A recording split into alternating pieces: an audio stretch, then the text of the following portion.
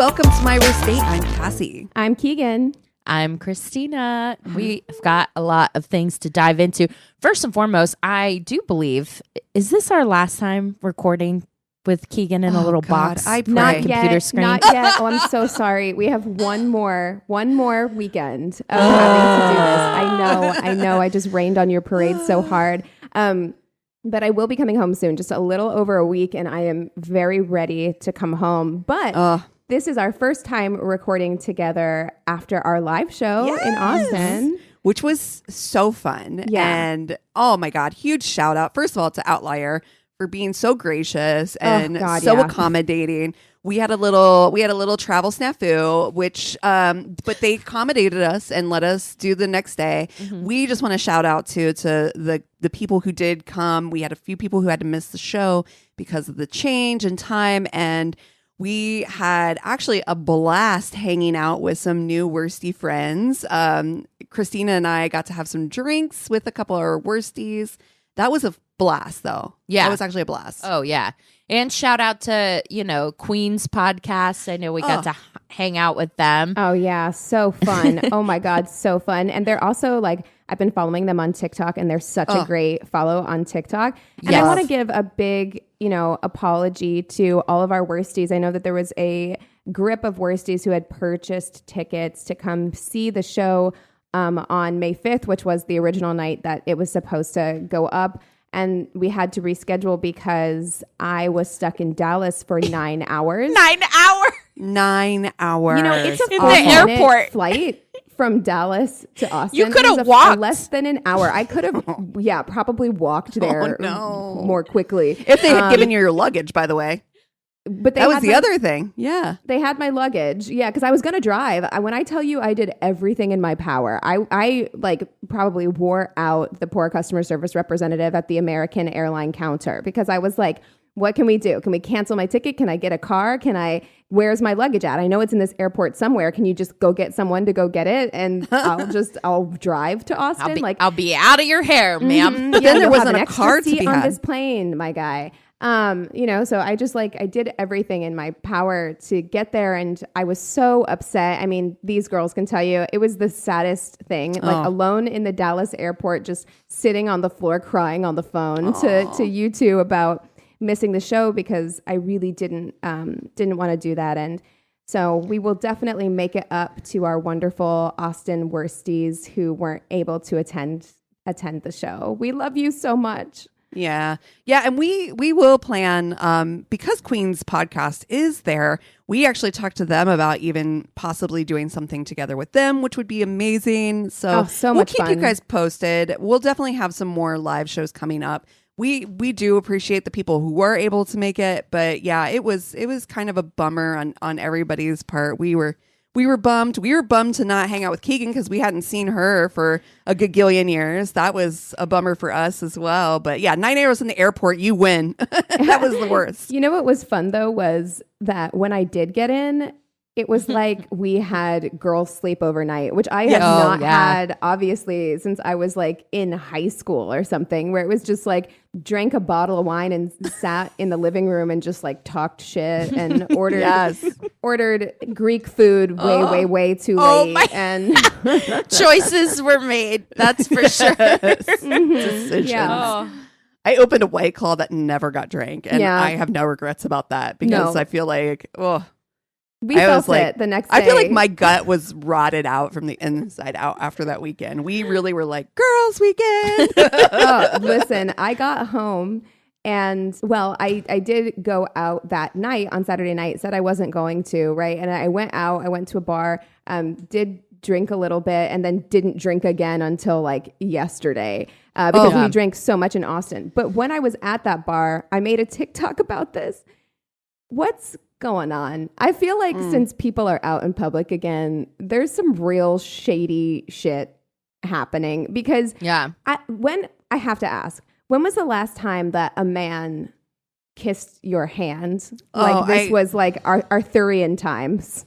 I mean, I can say I don't think that has ever happened to me in my life. A stranger. It has happened to me.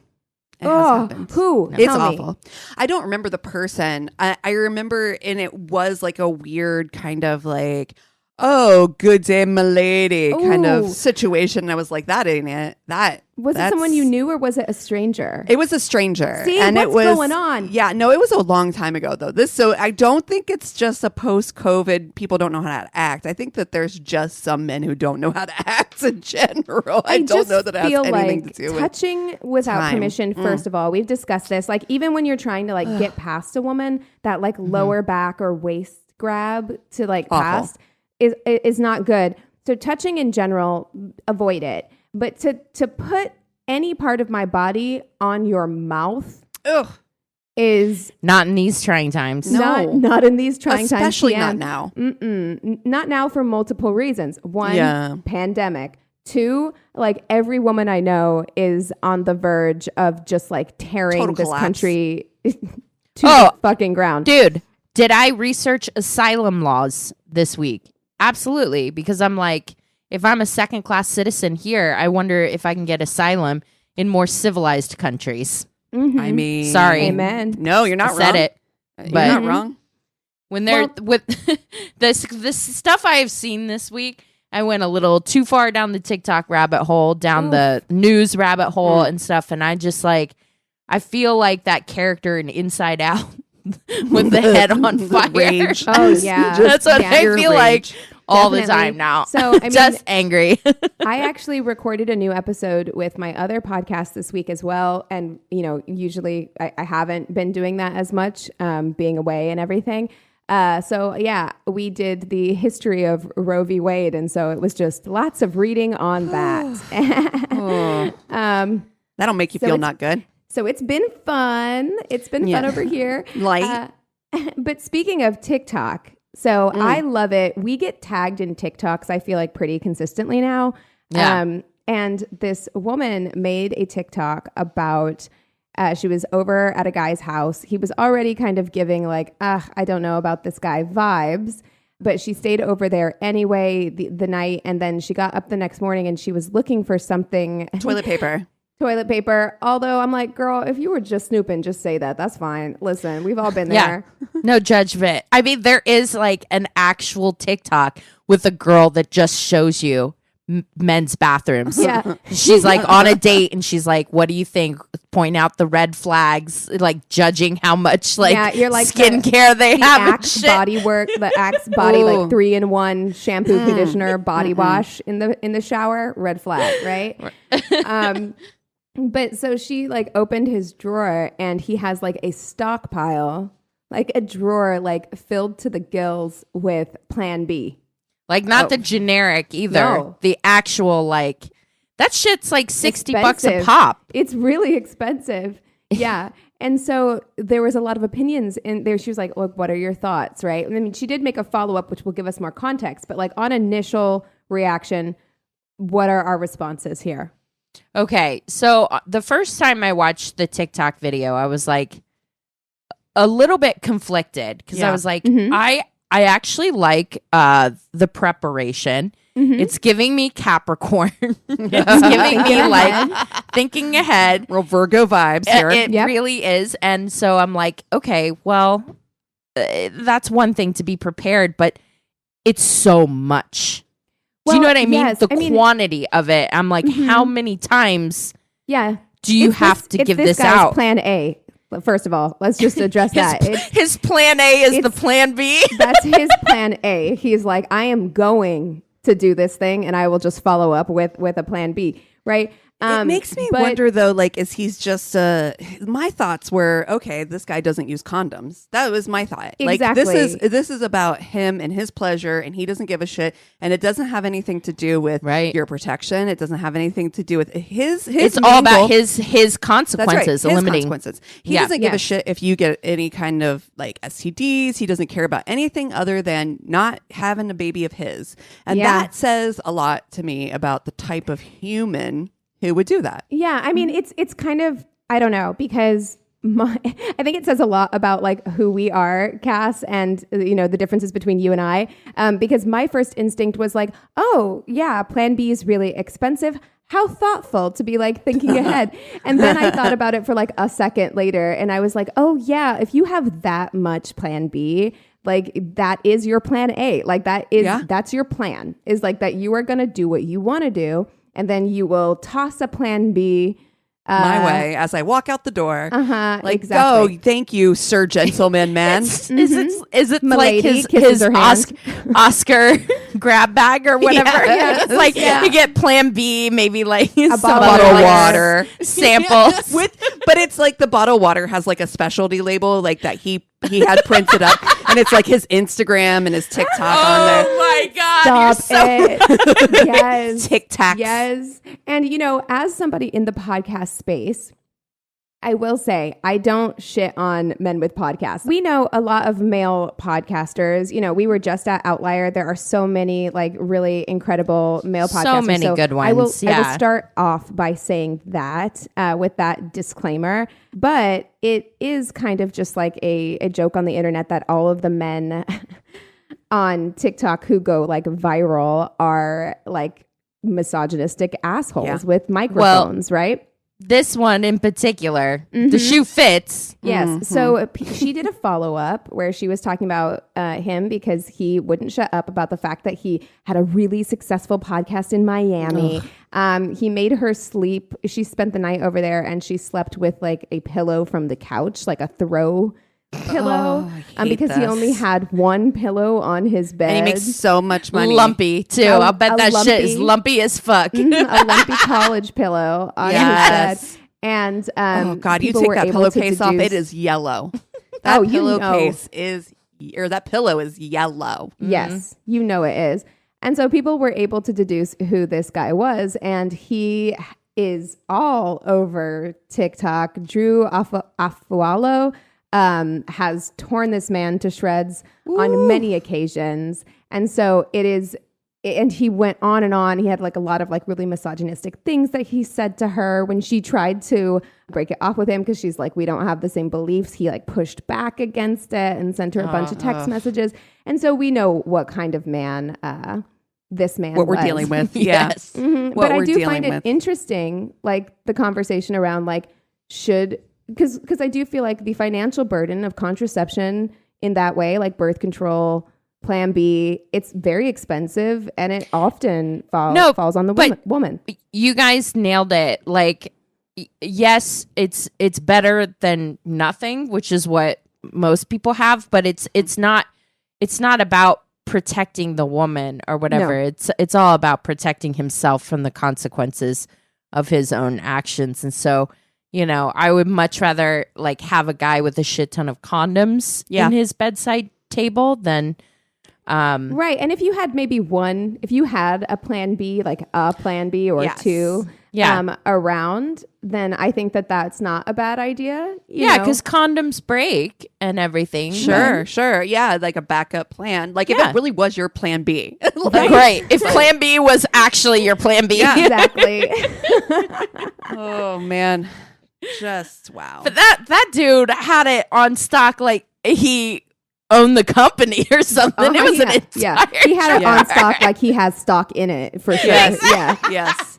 Yes. Oh my God. Yes. Wow. Yeah. I'm gonna say red flag on that one. Flag on the play. We've had some. I love it. I love that you guys are tagging us in TikToks. That one we definitely got tagged in a bunch. We've had a few wild stories. So Keegan, you had posted on TikTok, like this is the common things that we see in the dating world, and these are some of the common bad dates. And one of them was people eating without utensils, and somebody was like, "That is my friend. Like my friend does not eat with utensils, like spaghetti, no matter what." And I'm like, "Oh my God." Spaghetti. Right, here's the thing. Like, you know, I worked on this short film that was all about Ethiopian culture, and I got to spend the day with a bunch of people from Ethiopia. It was really, really cool. And they don't use utensils as part of their culture, right? It's like a lot of things are picked up with bread or whatever. And that's not what we're talking about. Like, we're not talking about like if you eat everything wrapped up in a tortilla, right? Like we're talking about like spaghetti. We're talking about mashed potatoes. Yes. Right? Mashed potatoes. Just my story that I shared. So like rice pilaf. Rice. Yes. Like shoveling it in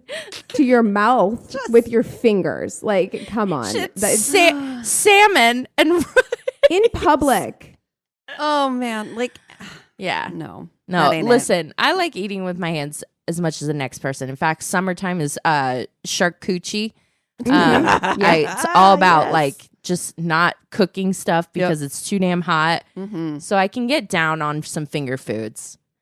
Salmon and rice pilaf is kind of it. It's not it. That ain't it. I always just picture, because I'm pretty sure we had somebody one time and it was mashed potatoes.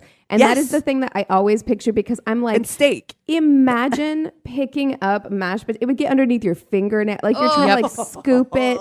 And like just at that point, just put your mouth to the plate. Like don't even use your hands. Because like a dog. Just licking it up. That would actually be more impressive. Honestly. Make for a really good bad day story. That's for sure. Truly. Who should we fuck, marry, kill this week? I did find this BuzzFeed article that I thought was really interesting. It was a celeb crush poll. Okay. And it's like this woman, Hannah, says, my mom and I each picked our top 20 celebrity crushes. Now we need you to choose between them. So it's a series of polls featuring just some of the beautiful celebrity men that my mom and I adore. My favorite guys are on the left and hers are on the right. It's up to you to choose which guys you think are the dreamiest. Okay, so which of these British beaus would you rather take out to dinner? Andrew Garfield or Idris Elba? Idris Elba. Oh, this is hard. Yeah. This is really hard for me because I think, okay, I'm going to give my answer. I think Andrew Garfield, and here's why. Idris Elba has that intensity about him and he is so hot that I feel like I would just be like, you've seen me clam up in front of people before, where I just get like really like sweaty and like nervous. And I feel like that's what would happen with Idris Elba. Whereas like Andrew Garfield, I'm like, okay, we have like musical theater background. I know that he's a reader. And in fact, because he's talked about it, I know what kinds of books he likes. Like, I'm like, I can go to dinner with Andrew Garfield and hold my own in a conversation. Like, I know that I can. Where Idris Elba's, I'm going to be a sweaty, puddly, like nervous mess. I don't think you'd have to hold your own with Idris. I feel like he'd have plenty to say. Yeah, I'm going to go with Andrew Garfield only because right now I'm watching Under the Banner of Heaven. Oh, God. And it's really good. So, but honestly, both would be great. Oh, a dream. Like, can I choose both? But yeah. Okay. How about, would you rather go to a movie premiere with Jake Johnson or Josh Duhamel? Jake Johnson. So he's from New Girl? Yeah. No, I know. I'm just trying to think of like who I would rather. I think Josh Duhamel. I think the chances are more likely that it's a movie with him and a movie premiere. Like I think his movie would be more interesting, and not because of like hotness. Honestly, I just think because of like what movie would I enjoy? Yeah, you're gonna get more of a Hollywood experience with Josh Duhamel. I think yes, I want it. Whereas like with Jake Johnson, it's probably gonna be like more loosey goosey, funny comedy sort of situation. Yeah. I also think Jake Johnson might be a little bit more down to earth because poor guy is so attractive. He's so But do you remember in New Girl they kept calling him like the fat schlubby one, and I'm like, that's terrible. He is very attractive. I think he's so cute. He was definitely the cutest one on that show. Yes. Let's be honest. Oh, okay. Who would you rather sit next to on a flight? Donald Glover or Ashton Kutcher? Donald Glover. Donald Glover. Are you serious? 100. Without question. 100%. I mean, Ashton Kutcher would be interesting. But Donald Glover by far. Yeah. Okay. How about, which of these two fine, funny men would you rather share a picnic with? John Krasinski or Rob Lowe? Oh, no. I keep picturing Rob Lowe as his character in Parks and Rec. Ann Perkins. This one's I'm you know what? I'm going to go Rob Lowe. I'm going to go with Rob Lowe. I feel like John Krasinski I get the vibe, and this is no shade on John Krasinski, but I get the vibe that he might take himself like just a scotch too seriously. True. Like as like an actor. Like I just get that energy from him. Maybe it's from all the like Jack Ryan stuff that he started doing. Where I was just like, I just feel like maybe you take yourself really, really seriously. And I get the vibe that Rob Lowe takes himself somewhat less seriously. So I'd rather have a picnic like the with him. show that he does with his son?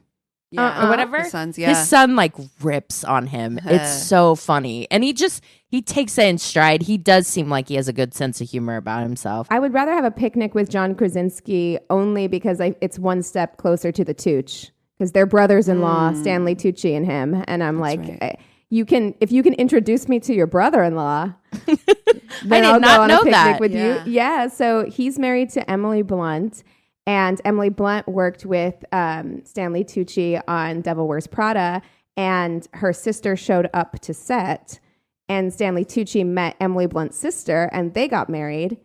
And so now John Krasinski and Stanley Tucci are brothers-in-law. That's wonderful. Amazing. Yeah.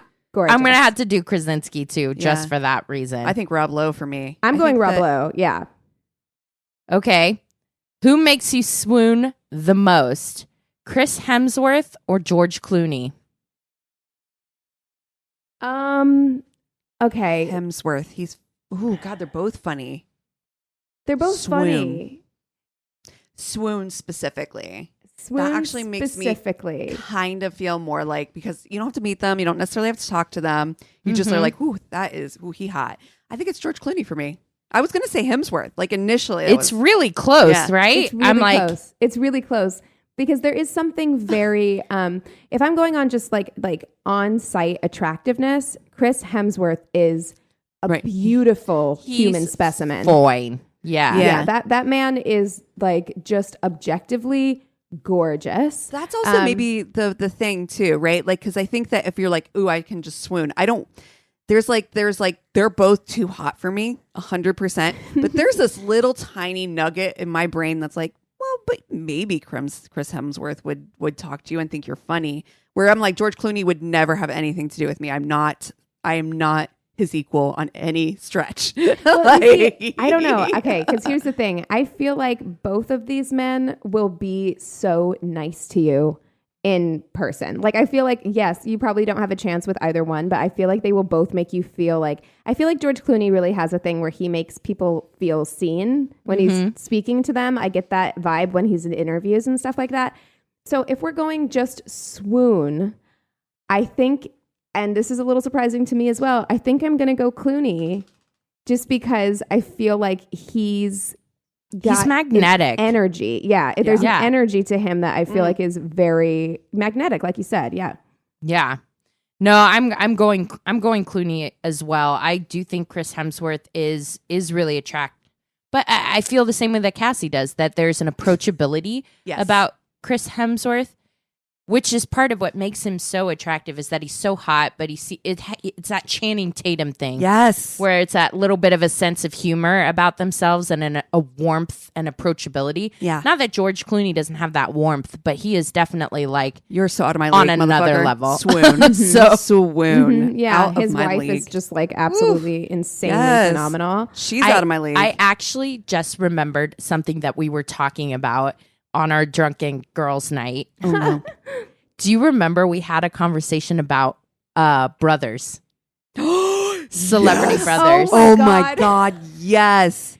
And I just remembered it because Chris Hemsworth, we were like, not famous siblings or whatever. And his brother is in stuff. Like his brother is in Westworld. Like he's a working actor.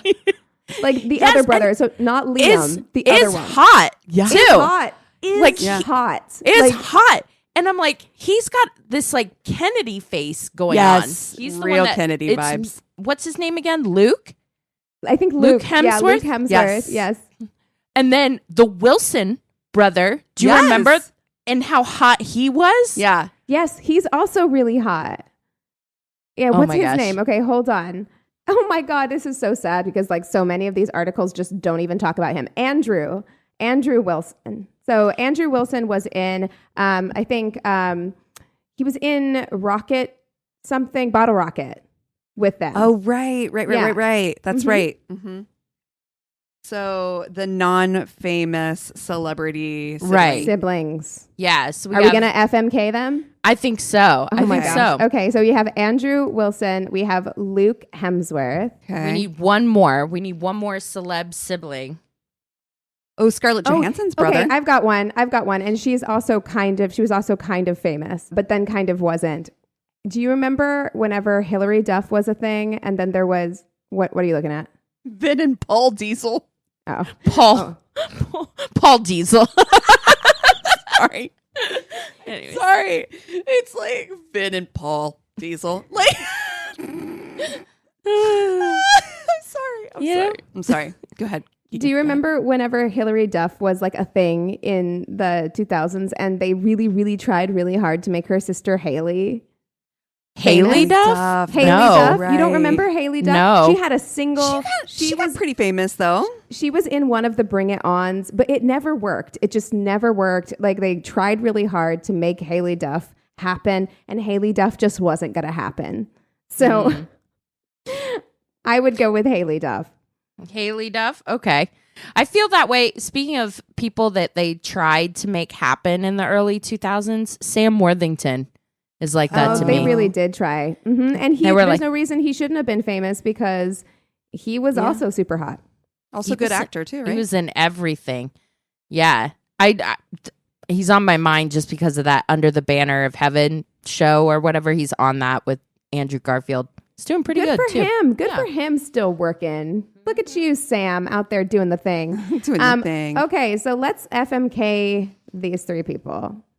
Okay, the less famous siblings. Not Paul Diesel. We're not going to include Paul Diesel. Do you want to include Paul Diesel instead? Paul Diesel? I mean, honestly. I can't stop laughing about it. It sounds Is that really their last name, Diesel? Yeah, apparently. Wow. I mean, it seems weird that his brother would go by it if it wasn't. Yeah. Okay, I don't know Haley Duff. I do know how hot the oldest Wilson brother is. And hot and tall, the tallest and probably the hottest, to be honest. Yes. Yeah. Arguably the hottest, fucking him. Honestly, like it's going to be a blast. I've always had a crush on Luke Wilson, actually, which is also an excellent FMK to get to. One day is FMK the Wilson brothers because I feel like there's a flavor for everybody. That's so true. 100%. I mean, and maybe you could do a Family Stone situation. You can sleep with Andrew, and then at the end of the day, you'll end up with Luke. You know? Yeah. I think that's a happy ending that I'm looking forward to. But yes, so I'm gonna fuck Andrew Wilson. I think I'm gonna marry the short king, Luke Hemsworth. Short king Luke Hemsworth, yes. He is the shortest of his brothers, whereas Andrew Wilson is the tallest of his brothers. But his eyes. He's gorgeous. God. He is. And he's like definitely doing well for himself. You know what I mean? Like he's not just riding the coattails. Yeah, you got that Westworld money. And he's Australian, so there's a plus. Oh, that dual GTFO, citizenship you know what I mean? is looking real good these days. Yeah, So, definitely gonna marry him. And we're gonna add that in the pro column. So, yeah, no, that's what I'm gonna do. I'm gonna marry Luke. Same. I think I'm gonna do the same thing. Yeah. Yeah. I think that. Yeah. I'm going to marry Luke too. And I think that the reason is just because, I mean, it's weird because you're right. He does have that Kennedy good looks. Oh, he does. It's almost too good looking. He's almost like, too good definitely looking. not my That's what I was going to say. Is like there's something about his face, like because it's almost I don't know, too much.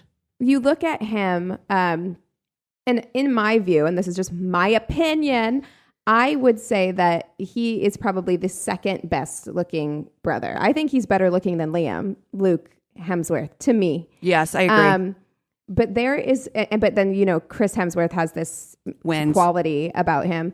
But Luke Hemsworth, his face is like, in the pictures that I have seen, is like so symmetrical. Like it looks like Luke Hemsworth looks like an algorithm wrote his face. You know what I mean? Like you told a computer, you gave a computer like a bunch of information about like, this is what we find attractive. And they were like, got it, good. Right. And like, that's what they did and made Luke Hemsworth's face. And it almost scares me. Yeah. I feel that way about Charlize Theron. Yeah. Yes. Yeah. Where she's like, just perfection though. God. Like I'm low-key nervous. But she also like can make herself look very unattractive as well. Oh, no. Even when she's like quote unquote ugly, I'm like monster. Yes. Oh. Yeah, she's amazing. What about you, Keegan? What are you doing? Well, okay. Let me think about this for a second. I feel like we haven't given Haley Duff her time to shine, and I feel like part of that is because I missed Hillary Duff. I honestly couldn't tell you what her famous sister is famous for. It sounds like a Disney I really only know her from younger. Yeah, Hillary Duff was famous for the phenomenon Lizzie McGuire. Oh, that's right. Which was massively popular whenever I was in like middle school. Lizzie McGuire was like so popular. And so she had a bunch of albums out, Hillary Duff. And then Haley Duff also released music. And then I think she was in one of the Bring It On movies. Like they tried really hard to get Haley Duff to be a thing. And it just like never quite happened for her. I think she ended up doing some like holiday Hallmark movie type things. Haley Duff just seems very steady. Like I feel like of the three of them, she's probably the most sure bet in terms of like, if you just want a very chill marriage with somebody. And that's the kind of fame that I want. I want like that Hallmark movie fame. Like you're not so famous. That pays well. That's right. And you're not so famous that you can't go out to dinner with your friends and your family and enjoy time, yes, but if you want like a chill life, like, very comfortable financially and very chill with someone who seems like they have their shit together, Haley Duff seems like a really good choice.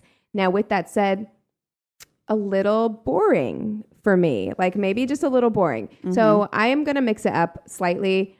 I am going to actually marry Andrew Wilson. Yeah, he's so tall.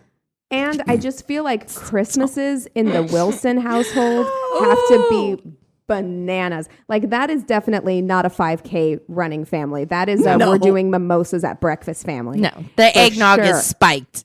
Yes. I want to know what their mom is like on Christmas morning because she just like, because of who her sons are, I'm like, she's got to be awesome. Yeah. She's got good mother-in-law vibes and I don't even know a thing about this woman. Right. Yeah. So I'm going to marry him. I'm going to hang out with Owen and Luke and just have a good time, right? I'm going to fuck Luke Hemsworth. We're going to go on a fantastic Australian vacation. And it's just going to be like Pound Town for a full weekend. Okay? Oh, nice. That's my vibe. That's what I'm thinking. It's like with him, I'm like, it's a lock the door. We're not going anywhere. Oh, nice. Hang that thing on the... Well, you got to make it a whole weekend because it's like a 23-hour flight. Right. So that's right. We can't just turn around and come back. I'm crossing time zones. Like I've lost a day and now I'm gaining one back. It's a whole thing. So we're in another hemisphere. I'm like the seasons have changed on me. Yes, like we the have toilet water goes the opposite direction. We got to make it worthwhile. And Haley, nothing against her at all. If this was like a fuck, marry, friend situation, like Haley gives me very earth sign vibes. Like Haley is gonna come to your house and help you pack and label all your boxes with exactly what's in them. Like that is who she is. I feel that is like. also me. I don't know how that happens, but that is also me. Oh, good to know. Yeah. Oh, dude, honestly. how many times have I offered? I am like, I will come help you clean your closet out. I will Marie Kondo your life if you would like. I love that shit.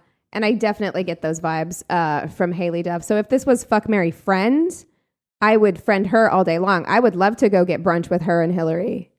Yeah, it would be a good time. Well, we do actually have some new patrons that we need to shout out. We do. And it's funny because our patrons are very on theme this week. Right. So we want to shout out our first patron, Sarah Parrott. Welcome. And then our second patron, Robin Peacock. We have a bird-themed patron announcement. Oh, we love it. Put a bird on it. Amazing. Did you guys coordinate? Did you call each other up and you're like, this is the week we're going to sign up? We got 3 birds and 2 patrons. It's incredible. But welcome so much to our Patreon family. We are so thrilled to have you. As soon as I am back in LA, we will get all of your rewards shipped to you. But in the meantime, if you have any FMK suggestions or Tainted Love suggestions or Would You Rathers, we always love to hear those. So please, please, please reach out. Yeah. Or if you also too feel so inclined, we'd love to see a review. We'd love to see a review from you guys. That would be amazing. That always helps, just support us and lets other people who are looking for podcasts know that you guys love us and we love you. Yeah. Well, you guys want to take 5 and we'll come back with stories? Yeah. Yes. Sweet. And we're back. Okay. Christina, kick us off with stories. Okay, I got this one from Reddit, and it is fucking terrifying. So if you're ready to go on this horror journey with me. Sounds amazing. We'll start off with the funny part, sort of. Go get invited to a home date where the guy would cook a nice meal for me. 30 minutes after finishing our dinner, I got a sudden attack of diarrhea, the worst type you can imagine. So I locked myself in his bathroom and did my thing for almost 20 minutes. Oh, no. Afterwards, I was so embarrassed and exhausted that I quickly just grabbed all my stuff and rushed out the door. It was horrible. Oh, no. Okay. The cute part. 2 days later, he texted me and we started talking again. I couldn't help but be honest with him since he seemed very concerned and worried about what had happened and kept asking me if he had done anything wrong since he really liked me and enjoyed my company. He reacted really well and apologized like it was his fault or something. He suggested we try again to get over this trauma. Oh, no. And he invited me to his place again, insisting jokingly that we order some food this time just to be sure that something doesn't go wrong again. Oh, no. So far, so good, right? Needless to say, he was really nice about everything and really went out of his way to make me feel comfortable about everything. We met at his place and he asked me to decide the food and we ordered some chicken salad from this place where I usually eat. The creepy part. No. We had a great time, but guess what? Suddenly, I started to feel my stomach going crazy again. No. I couldn't believe it was happening. Plus, it felt even worse than the first time. So another lockdown in his bathroom, another date, gone down the toilet. Literally. Yeah. Even worse, this time I was stuck on the can for more than an hour. Oh, no. Ashamed of myself, I of course proceeded to clean his bathroom. And while scrubbing his toilet, I accidentally hit something that wasn't supposed to be there. No. The brush got stuck on something that seemed like a cable. God damn it, no. I pulled on it a bit. Stop and a it. small pen-like device fell in my hands. No. Christina. No. Are you sweating right now? No. I didn't know what it was, but to my shock, figured out what was going on. In the meantime, he had disappeared from the hallway where I thought he was waiting for me. Repeating the exit from our first date, I grabbed my stuff and quickly snuck out the main door, passing his bedroom, which stood halfway open. No.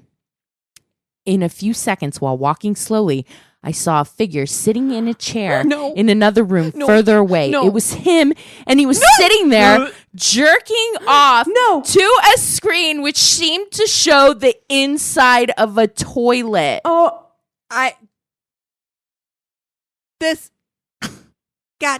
in the creepy pasta? This cannot be, right? Like, this cannot be. I don't need to explain how creeped out and scared I felt. Luckily, he didn't hear me, so I snuck out and took a run for it all the way home.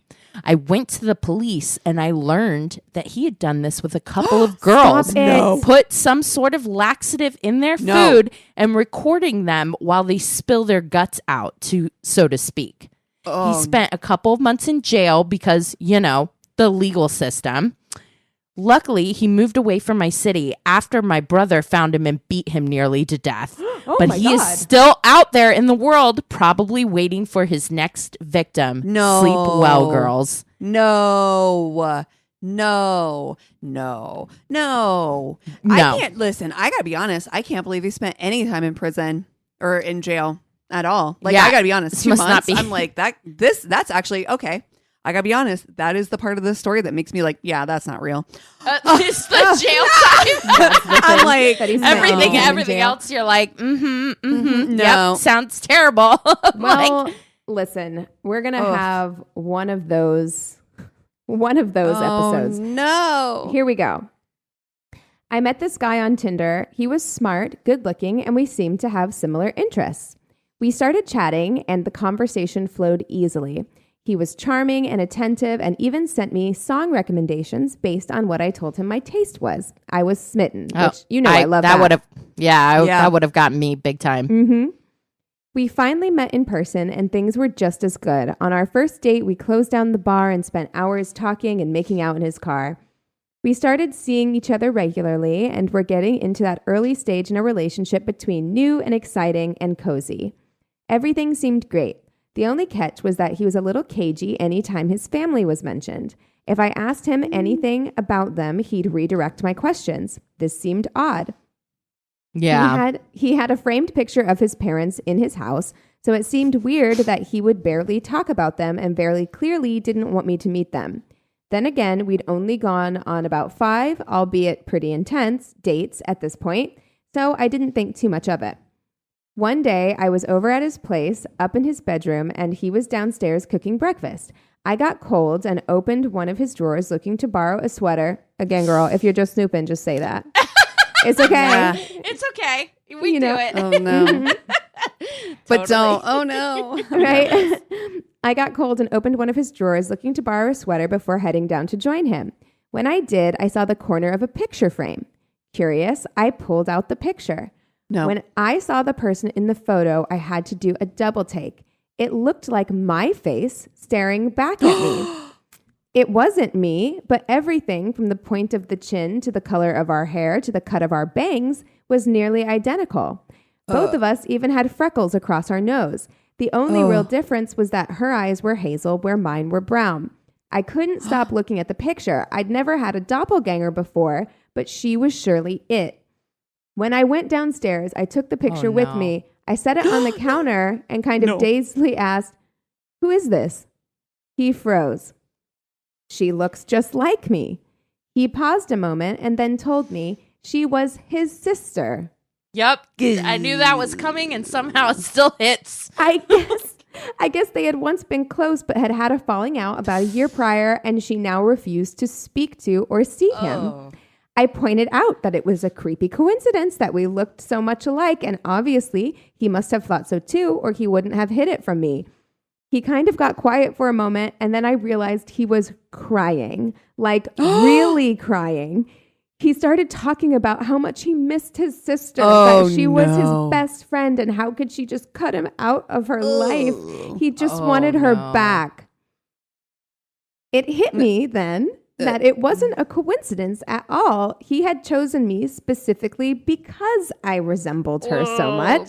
Gross. Oh, God. What the fuck, dude? We've been sleeping together. Get help. That just makes me think of that Michael Jordan.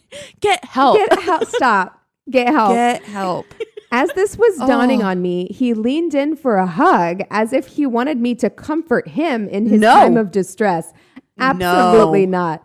I was so grossed out. I felt like I immediately needed a shower. I went to grab my things and he kept following me, crying, begging me not to leave.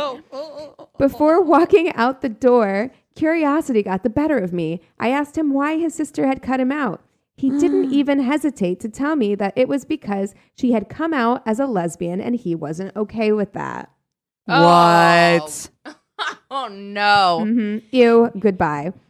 When I got to my car, it occurred to me that might have been the perfect time to mention to him that I was bisexual. In fact, maybe I should have asked for his sister's number. Then I could have had the chance to know what it was like to fuck myself. I immediately blocked his number after that, but it goes down as one of the weirdest, creepiest encounters I have ever had. Did he not want me to meet his parents because he knew they'd spot the resemblance? Why did he care who his sister slept with? Why was he so obsessed with her? What in the Greek tragedy fuck was all of that? Oh my God. Greek tragedy fuck. Oh no. That is awful. Oh, so no. awful. Well, I may have oversold like how funny my story is. Because you guys had bangers.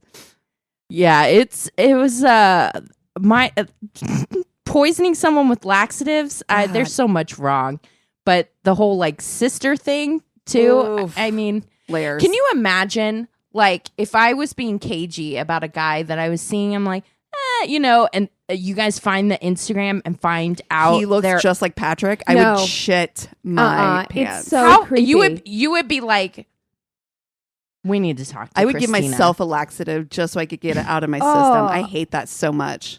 That's awful. Woof. Well, yeah. Once again, I think I may have oversold how good my story might be today. So, but here we go. Got this from Rana. Okay. Said, met this dude on Tinder. He seemed really outgoing and funny. He tells me he's really enjoys talking to me and wants to do something special for our first date. He lives outside of the city I'm in, where parking is hell. So he tells me to dress to the nines and meet him at the train, and we'll walk together to the restaurant. So I do as instructed: makeup, hair, high heels, walk to the train. He arrives, baggy jeans, tee, sneakers, no attempt to dressing up. Why? Dude, why would you do that? I don't know. Like, why tell somebody to dress literally to the nines and then dress to the zeros? Yeah, it doesn't make any sense. Yeah, speaking of things that shouldn't happen as frequently as they do on dates, this is one of those things that happens all the time. Yeah.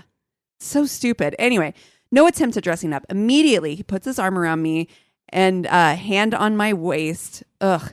This is our first time meeting. Big no. Proceeds to walk me to this old, seedy jazz cafe. Everyone knows this place. No one goes there. He same side sits with me.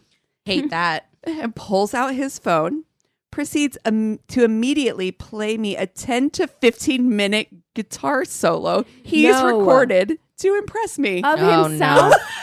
Like him playing the guitar? Yes. No, Here I'm is sorry. a sample of me playing the guitar on my phone. That's gotta be worse than even playing in person. Like that's worse, right? Like he took the time to get his phone out, open voice memos. You know why it's worse than actually playing the guitar there? Because when they're playing the guitar, they're busy playing the guitar. Mm-hmm. He's just looking at you. He's just looking at you to get your so reaction. Then you have to have the right face on your face.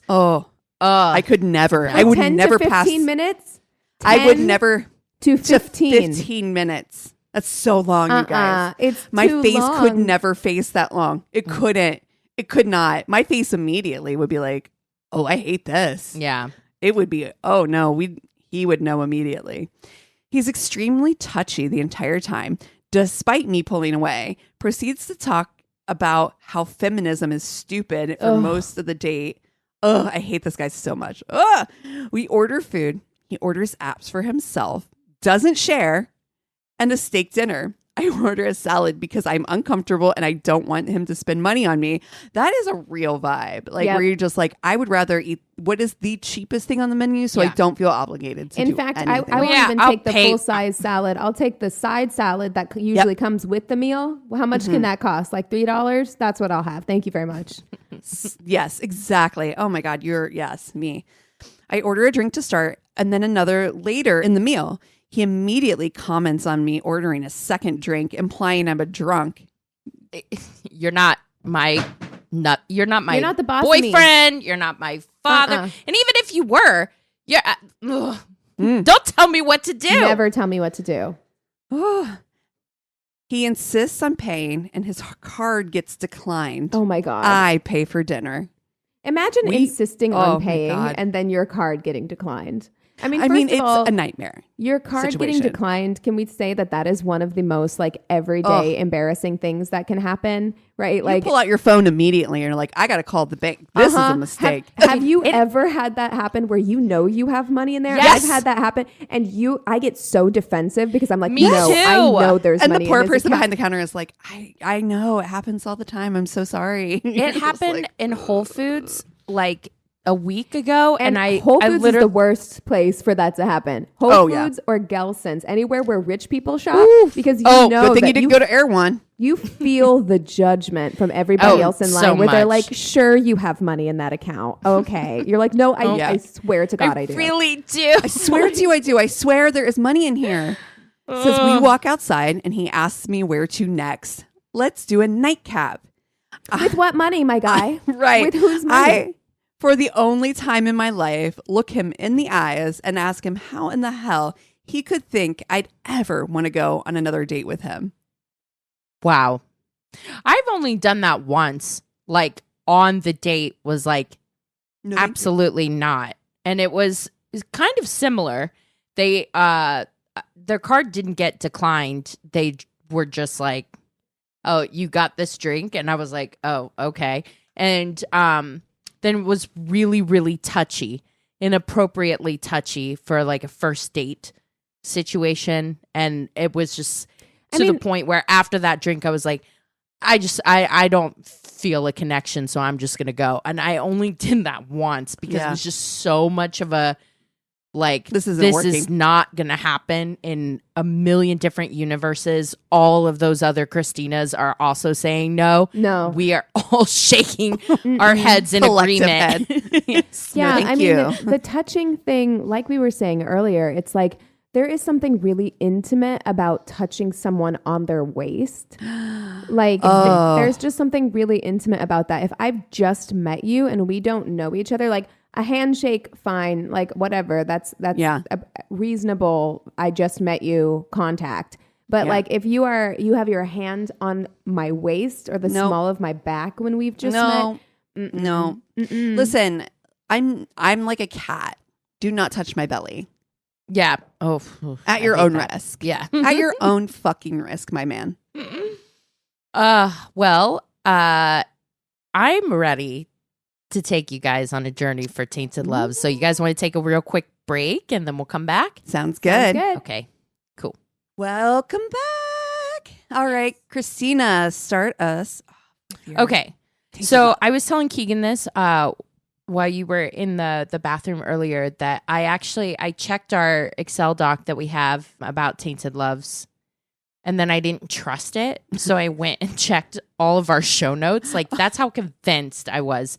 This is how much I knew the story in my heart. And I'm like, they know it. I know we've talked about it. We haven't, apparently. Okay. So I guess right.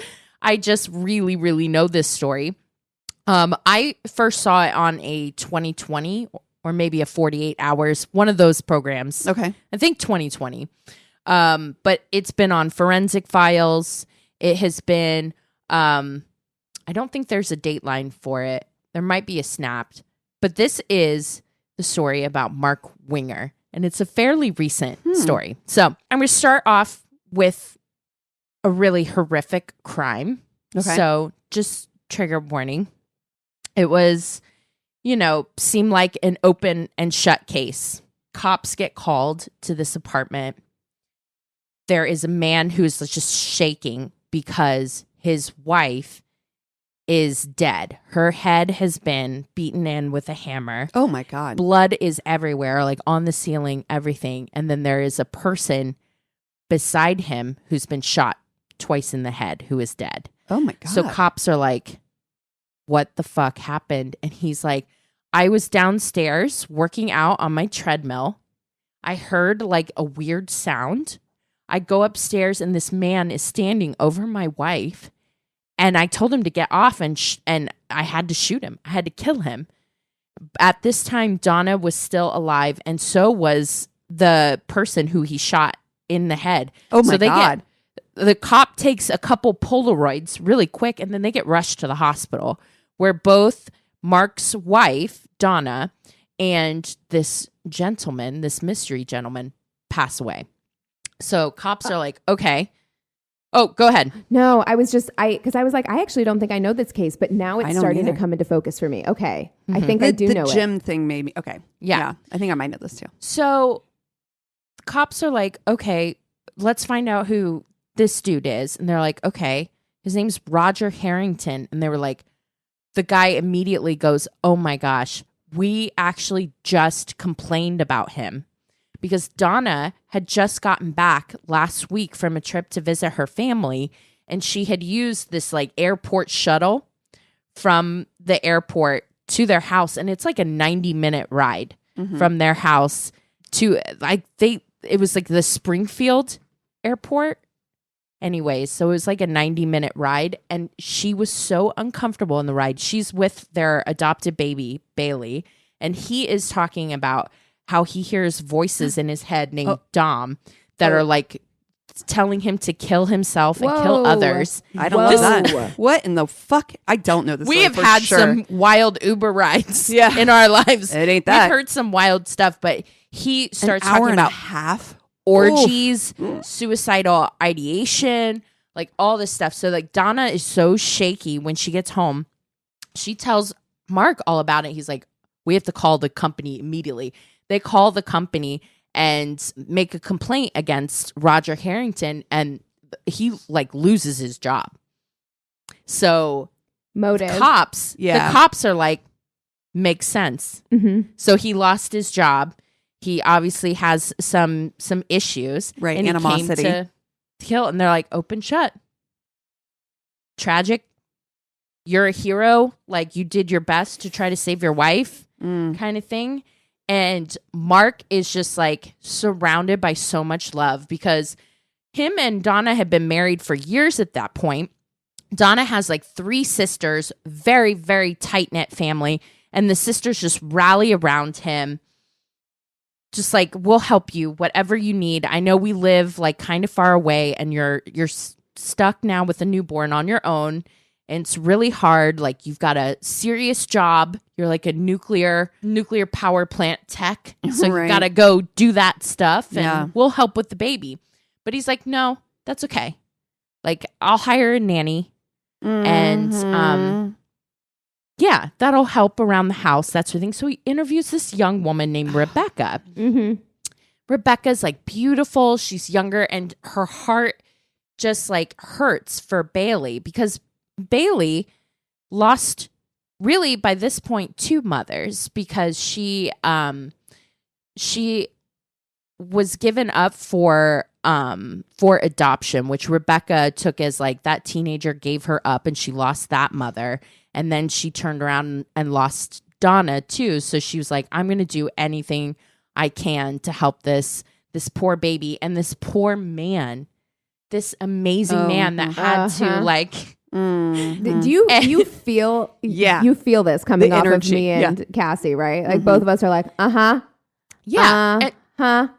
so the family's like, it's a very pretty new nanny that you have that you got there. And he's like, it hasn't even been 5 months. And he's like, yeah, we actually decided to elope and get married. Wow. Listen, I'm going to need you to pump the brakes on that one. It's been 5 months since your wife was brutally murdered. I feel like you haven't had enough time to process your trauma. Kill her murderer? This feels like a lot. And Rebecca had said, because she's been interviewed, she said she even asked, she's like, this feels really fast. And his excuse to her would be, well, when you've had a really good marriage before, like all you want is another one. Okay. So she was like, okay. And they turn around. Hold on. Can we please just talk about that statement for like a second? Because you had a really good marriage with a very specific person. Like it takes it takes a very specific person in order to have that kind of marriage. You can't just replace it with anybody. So it's just like for him to say like, oh no, it's just when you've had a really good marriage, all you want is another one. So you just jump right in to something. I am so the glad love that of your you life just said got that. murdered, supposedly. The person you had this wonderful marriage with. So my mom is on our time. The old people dating. Yes. And you would be surprised how prevalent that statement is. Oh, wow. For older men are just looking to be married. They don't give realize a fuck who it is. It's just all about like That's they not how had a this good works. marriage. Exactly. That's not how this works. We know. That's so weird. It's just weird to me because want like, another then mom. what that says to me is that you have very specific ideas of what a wife should be like. Right. And you miss having that component in your life, having someone there to do Take care certain of you. things for you. Right? Like that's what that feels like to me. And maybe I'm wrong. I know, grief is a thing, trauma is a thing, and everybody processes that differently. And maybe like the thoughts just aren't connecting up there because of that, but it feels not right. It's just not right. Yeah. So, I mean, they turn around and they have like 3 more kids, like at breakneck speed. Oh my God. Like 3? one right after the other. Yes. So they have 4 children now. Yes. Holy shit. And everything seems to be going well. They're living their life. Rebecca's taking care of the kids. Mark has a good job and, he's kind of a hero in the town. Except the police officer is a little bit, the main detective is like, something feels like icky. I can't wash this off. Something's not right. Like Mark kept coming into the police station and be like, so everything good? Gonna wrap this up soon, or is it closed? Because you said it was closed. Mm-hmm. But how it's closed like, is it? It's like closed and is the like, door done. ajar or is it like closed?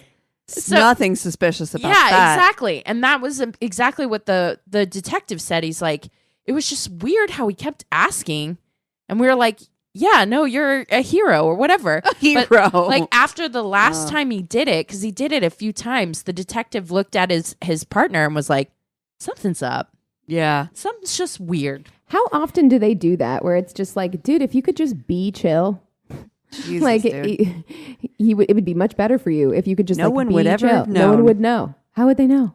How would they know? Well, here's the other thing that happens is that Donna, bless her heart, she like worked in a hospital. She was in nursing.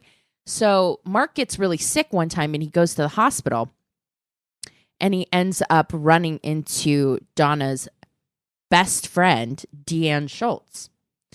And Rebecca's like, she was being really weird around us. Did you notice? And Mark's like, she's just mad that, we're not letting her see Bailey, or just made up some weird excuse that Rebecca was like, that's really, really weird. But Deanne was so shaken by seeing Mark that she actually went into the police station. And this is like 4 years after the crime.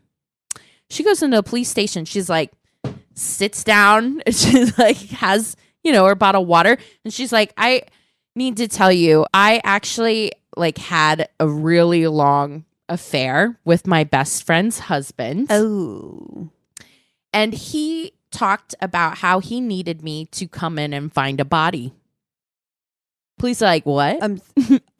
Excuse me? I'm sorry, what? I'm sorry, Deanne, you didn't think that maybe this information was worth sharing sooner? Yes. She actually, what she says is that she didn't believe him when they were talking about it. And then when her best friend, whose husband she was sleeping with, let's not call her a best fucking friend, okay? Like, you're my best friend. I would never fucking sleep with Eric. I wouldn't even sleep in the same bed with him. Let alone. It's so wild. fucking pissing me off. Like, don't call your best. So not only, so this is your best friend, and they were best friends. So not only you're sleeping with Donna's husband, but then Donna's husband's saying wild ass shit to you about how you need to come in and find her body. And then your best friend is murdered? Wait, time out. So I thought does she work at the hospital? Is that what he said? Okay. Yeah. I thought he was saying, I need you to find me a dead body, like a body so that he could use to play. No, needs her to walk in on. No, she needs to discover her best friend's murdered body. know. The worst. Yeah, so she could be the one to call the cops and not him.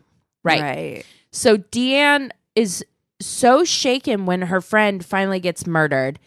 The guilt of having that affair and everything that's going on in her life. She actually starts to think about unaliving herself, has a lot of mental health stuff. But then seeing him in the hospital finally just jarred something. And then she did. So yes, it is, believe me, shitty. Wow. Shitty 4 years that they could have had answers and that she could have come forward sooner. And then, maybe also not have an affair with your best friend's husband. Woof. But she does go to the cops and the cops are like, that is so interesting. Let's go find that evidence from the crime that we didn't think was a crime. Oh, no. What, you think they had a bunch of it? Yeah, they're 4 years ago, and we didn't think that this was a crime at the time. So, or we didn't think, they have Polaroids. They have the Polaroids, and that's it. They had the Polaroids, and then they also had this weird note in Roger Harrington's car that had Mark Winger's address and a time. That's weird. So why would he have that? If he was just that, to me, that note would have been a red flag 4 years ago. If he had been so upset about losing his job and was coming for vengeance, it's just, it's one thing to have the address is one thing. Yes, I wrote down the address, so I remembered where from it the was. Airport, right? Right. But to have the specific date and time feels like you had an appointment. Right. Right? Yes. You were planned to be there. Yeah. Yep. And Mark's name on it. So they're like, okay. Oh. So we have that. And then we have these 3 Polaroids, which we managed to take before paramedics moved the bodies. The way that Mark was telling his story, the bodies should have been in a different position. If he came upon somebody beating his wife in the head and he shot him, he should fall backwards, right? Yes. So that her head and feet would be facing a certain way and his would be opposite, right? Because he got shot in the head and flew back. But they were both facing the same direction. So they were like, this also doesn't make sense. This doesn't follow the story. Right. So they finally do arrest him. And it's this long drawn out trial. Mark is what motive do I have? This person is lying on me. And they must have moved the bodies before they did the Polaroids, blah, blah, blah, blah, blah. Nobody believes him now. Everyone's like, here's what actually happened is that you had been wanting out of your marriage for a while. You saw a convenient theory because she did actually have that terrible ride home. So that was true. That was true. Oh, no. And so he's she's telling him about this awful, traumatizing thing. And all he can think is, oh, I'm going to use this scapegoat as a scapegoat to murder you. Oh, Jesus. So he is convicted. And what's worse is that as soon as he's in jail, he starts talking to other people in jail. And he's like, wouldn't be here if my childhood friend had ponied up some money. What? And also, if Deanne hadn't said anything. So he starts to plan a murder. What? Inside jail. Why is this also something repeat offenders? Again, this is something that happens so often where I'm like, guy, look, has this ever worked? Has it ever worked to try and hire a hitman from inside prison? Also, who are you? Don Corleone or fucking nobody. Dude from Breaking Bad? What makes you think that Honey, you're nobody. That you can be a hitman? It just doesn't make any sense. Coming in hot, you own the jail or something. You're a lifer prisoner. You've been there before. And everybody's probably rolling their eyes so hard. Yeah, I know. And when you see his picture too, he looks like a nerd. And that's what was so. It was so hard. He for would Donna's kiss your fucking family. hand in a bar. Yeah, he just Donna's family couldn't believe it. and what's worse is that, like, you know, they had tried to keep in contact with Mark and Rebecca specifically because they really wanted a relationship with Bailey. Right. And Mark had kind of kept them at arm's length. So if there is a happy ending to the story, it's that now Bailey is grown up and she has a great relationship with Donna's sisters and Donna's mother. Good. And is like, that's her family. yes. You know, she did get to kind of have that family. So, yeah, that is the terrifying story of the hero, quote unquote, Mark God. Winger. What a garbage fucking human. Exactly. Honestly. Jesus. Like, oh my God. Just the fact that everybody is just like, oh, you're so amazing. You're like patting him on the back, basically. I want to know about the life support or the life insurance policy on her too. I bet there was a nice little payout. That did not come up, but yeah, what was difficult for me when I was researching the case is like trying to find, yes, he was having an affair, but it didn't seem like it was that serious for either of them. It just like trying to find a motive, right, for why he had to go, and it was vicious. She was bludgeoned in the head with the hammer. That's so much anger, and for so, what? Yeah, for what reason? For what reason? And he's never come forward to say anything. Like he's never clarified because it doesn't really make sense because it's not like he was with Deanna afterwards. You know, right? No, he wasn't, and so that's. That to me is the most like infuriating thing is that it really does feel so fucking senseless. Mm-hmm. Yeah. Oh, it's just and a wolf in sheep's clothing. Because when you see his pictures, he had everyone fooled. Everyone. Yeah. And so what do you do with like how that ugliness that might be lurking in a relatively normal looking person's head is terrifying. So. Oof. Wow. You know, actually that I don't think I did know that one. I thought I didn't either. I did because I'd heard there's another case where that happens where it's like two people in the hospital. And I think maybe we did tell that one where they were like, well, that's strange, you know, and then they both died in the hospital. But I don't think I knew this story. No. Yeah. And it's I think it takes place too in like Missouri. I'll have to send you the article. Yeah, you said something about the Springfield airport, so I was like, wait, what? Yeah. But it's like which Springfield because there's like a million. True. That is true. Right. I just want to make sure. I know it's Springfield, but I don't know if it's Springfield, Missouri, so I didn't want to say. Yeah. Wow, but yeah. Good one, see? Hey. Wow. Yeah. Jesus. It's actually Springfield, Illinois. Oh, Illinois. Okay. I mean, close enough. Let's be real. A Midwest Springfield. Well, what are you guys watching this week? I'm going to be real honest, man. I have our show opened this weekend. And so we went, you guys both know what tech week is like. So it's just been working all day. And then I've been getting home before the show opened. I was getting home like between midnight and 2 a.m. every day. And then the show's been open. So it's just been running. So I have not, watched or read a single thing this week. It's like work, come home, go to sleep, and then get up and do the whole thing the next day. So I have not watched or read anything at all. Wow. Yeah, I've actually. So I took a few days off earlier this week because I had a friend in town, and we went to like LACMA and the Getty, and it was actually amazing, and it was so fun. She'd actually just gone through a very Christina story of getting divorced and, you know, just kind of like, who are you now? Where are you now in your life? And what's it look like to not be part of, you know, a couple? Yeah. And so I got to do a lot of stuff. We wasn't really watching movies or anything, but we got to hang out, and it was good. It was really nice. And they were together for a really long time. So I just kind of told her, I was like, I just wanted her to have some memories that didn't include him.